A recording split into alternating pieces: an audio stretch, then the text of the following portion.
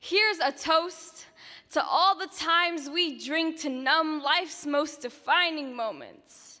Graduation parties, weddings, birthdays.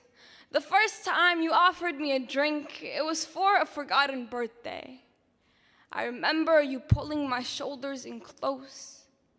The pungent shriek of expired bourbon would leave my eyes teary, trying to rinse out the scene I've seen far too many times. Praying for the moment you pass out. Praying I wouldn't have to witness your throat cry to coughing blood. Praying my veins go from desperate to sharp to cut your flooded veins.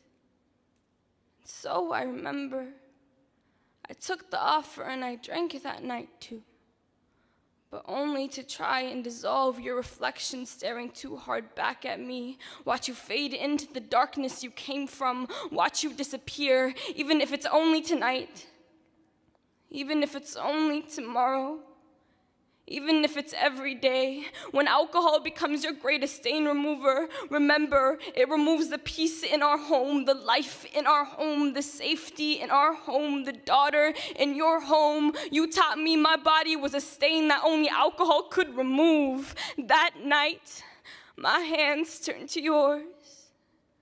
Within seconds, the throbbing heartbeat in my ears dimmed the banging on the doors.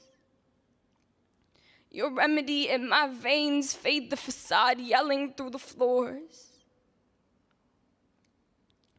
You taught me to use alcohol as my Advil for the burn and every healed scar I had cut trying to flush out the failure of a man whose habits sequence my DNA. When alcohol becomes your greatest stain remover, when you feel broken and down, what's left in the backwash of these bottles, my hands pick up the pieces. Even when you have more lacerations than apologies, even when you lash out more than you apologize, I still try to put you back together, even when we both end up bleeding.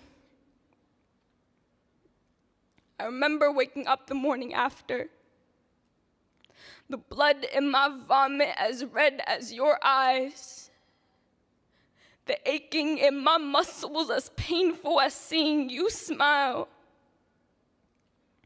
The fatigue ate us inside out. I remember when you taught me that alcohol peels down the pretend layers, the facade, and I'm too embarrassed to admit that we're the same at core. But I guess that's why we only get along when we're both tipsy. And I guess I should have saw this one coming. After all, like father, like daughter, right?